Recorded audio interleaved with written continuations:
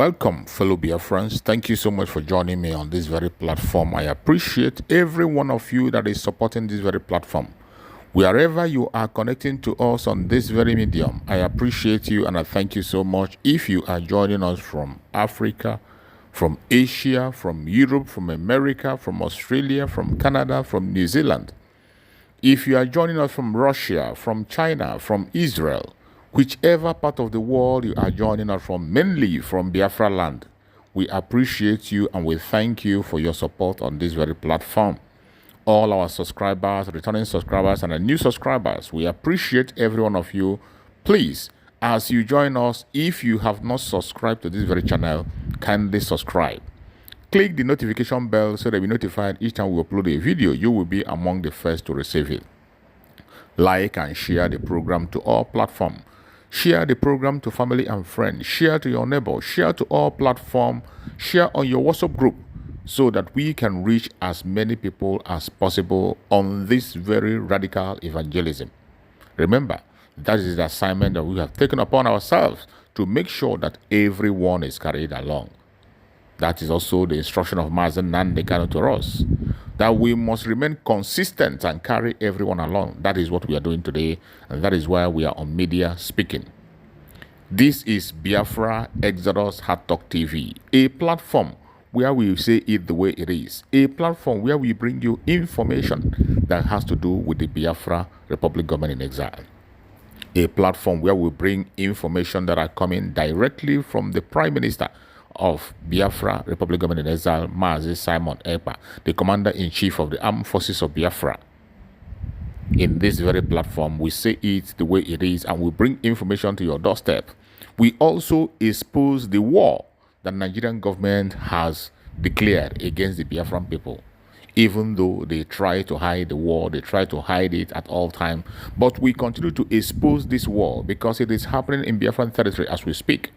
If you want to see picture and video evidence of the war that have been declared in Biafra land, go to the X platform of our Prime Minister Mazi Nnamdi Kanu.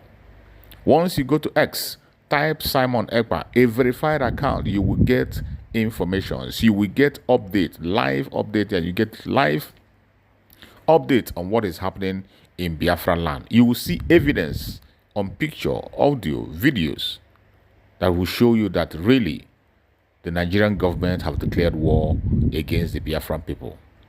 Their chief of army staff came out and said it in the public that they are going into Biafra land with jungle warfare.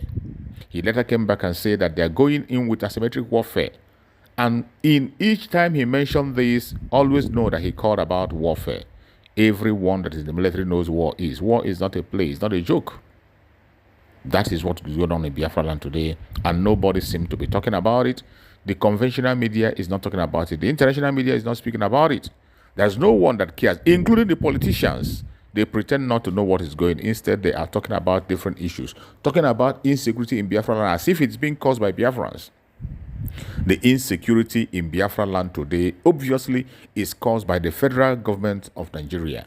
They have been the one that have formed the insecurity. They have started this very project right from the time of late Muhammad Buhari.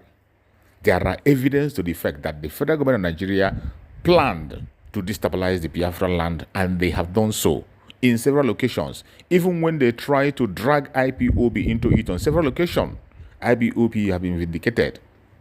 But people have short memory. That is why today people continue to look other ways around and forget that the people that are in charge of the insecurity in Biafra land today is the federal government of Nigeria. And I'm going to play a video that is going to also elaborate. Listen carefully to what the man is going to say, and you will understand what I'm saying, that this is exactly what is going on in Biafran territory.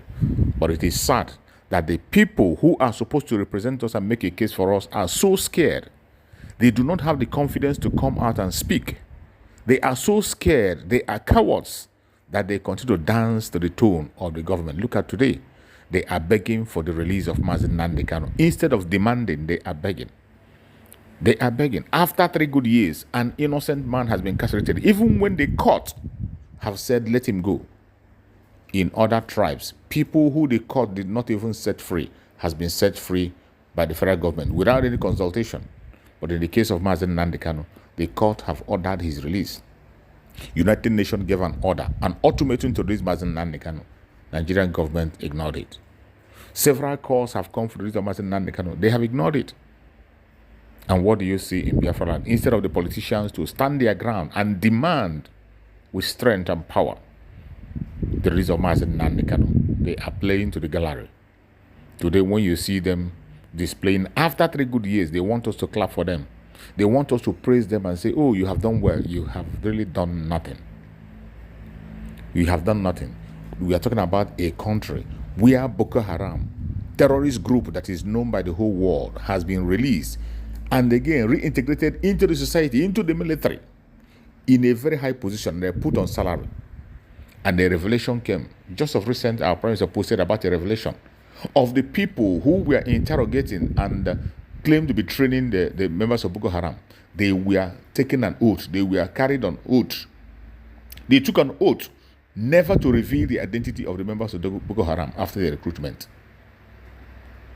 A testimony have come. Someone who was among those that interrogated the members of Boko Haram that were reintegrated into the military during the time of Muhammadu Buhari, they were told never to identify them, never to mention them, never to reveal the identity of anybody. This is what has been happening in that contraption called Nigeria. But look at an innocent man who is asking for a legitimate right, self-determination. Self-determination, the legitimate right of Biafra, that is what he's asking for. And yet, they come against him with all manner of attack, all manner of propaganda and blackmail, and they continue to hold him in captivity. Up to now, 3 years, I say counting, only to come and play to the gallery. We will never allow this to continue. The people that are responsible for the insecurity in Biafra land, the loss of life in Biafra land, the destabilization of Biafra land, is the federal government of Nigeria. And as long as they continue to do that, the Biafra Republic of Nigeria will engage them, just as they have already been doing. And nothing will stop the coming of Biafra this very year. By November, December, the convention will be held, and December 2nd, Biafra will be declared and defended afterward. It is going to happen. Now, follow me and watch this video. Listen to what this man is going to say. You will know that these politicians know what is happening in Biafra land, but some of them are cowards that they cannot stand up and demand for the right in their own land. Listen to what Dan has to say in this very video. Let's pay attention and watch from the beginning to the end. Watch closely. You are aware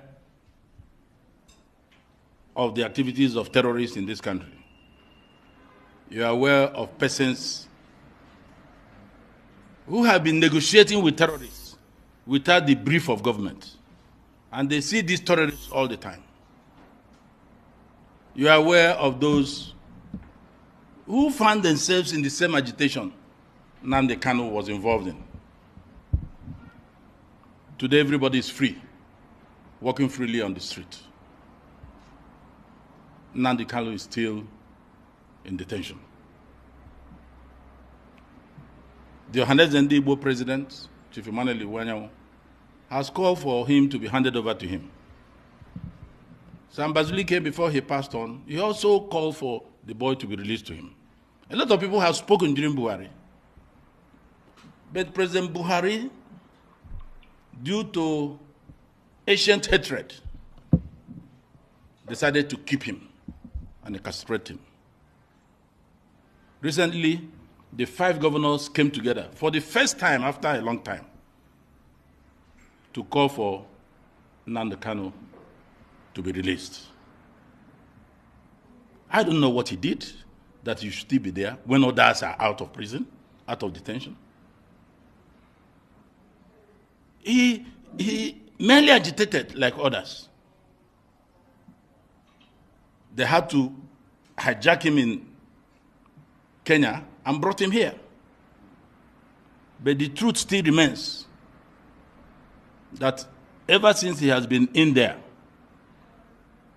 he has denounced all the insecurities, activities that were imported into the Southeast just to make that place uncomfortable. And little thing, it will be attacked to his IPOB.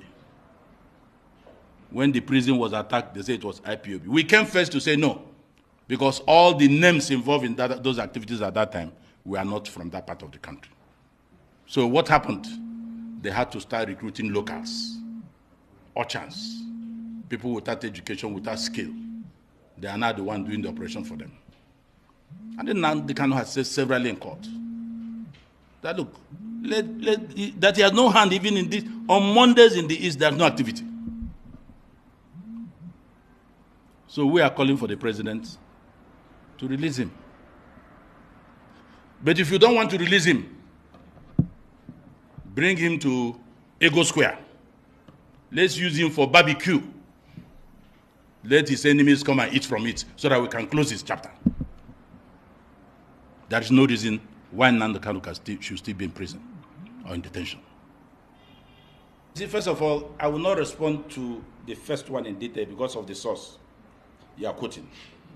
You see, there are people that will talk in this country, I don't waste my time talking about them. The basis is because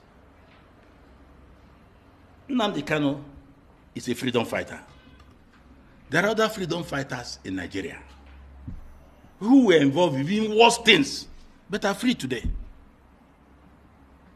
Nnamdi Kanu was to be killed in his home.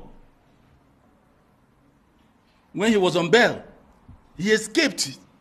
And that was the point the Supreme Court mentioned, that he did not join bail. Even his rendition is illegal and unconstitutional. So, if everybody that have been involved in the past are free on the streets,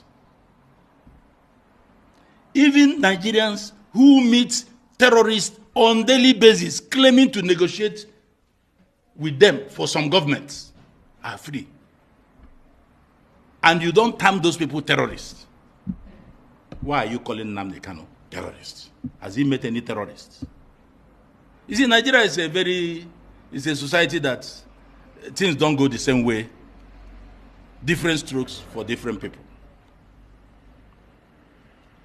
Nnamdi Kanu's case, I have said it. It was that ancient hatred by Buhari against the people of the Igbos. The Igbos.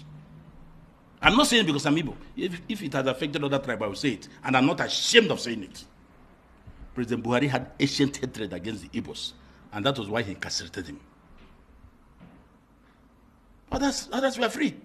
Now we have another president who can see things better than President Buhari. And that's why we are calling on him to look at the issue passionately. And there's no basis for him to be there. For how many years? 4 or 5 years? And the trial is not going on. And who in the Southeast has come to plead for him, even during President Buhari? He was just smiling it off. We don't bother about him. We knew his position. But we have a new president. That's why we're saying he should be released. And if you don't want to release him, I added, if you don't want to release him, let's use him as barbecue in Ego Square. Let his haters come and take a pinch of his meat so that we can close that chapter perpetually. Now you have heard from him, and this is how voices are coming from all corners and all sections. What do you think about his own logic? What do you think about the points that he has made? Whatever he has said here, I think he made a lot of sense. But the bitter thing is that every one of them politicians know this truth, but they cannot pursue it earnestly. They are only talking from the backyard. After 3 good years, they are all coming to speak now, because of what the Biafra Republic of Nigeria is doing under the command of our Prime Minister Mazi Nnamdi. If not for the force and pressure that the Biafra government is mounting in Nigerian government, if not what the Biafran people are doing with the Biafra Republic of Nigeria under the command of Mazi Nnamdi, Mazi Nnamdi Kanu would have been forgotten. But we thank Chukwu that today, every one of them is speaking. They can't hide anymore. There is no place to hide. And I bet you Biafra is coming sooner than you expect. By November, after the convention, calling of the results, the restoration of Biafra will be declared. And after then, Biafra land will be defended. Nothing will stop the coming of Biafra. Nothing under the earth will stop it, except Chukwu Abiyama. But certainly, Chukwu Abiyama is the one that approved it. So we have nothing to fear. Thank you for watching. Please like and share to all platforms.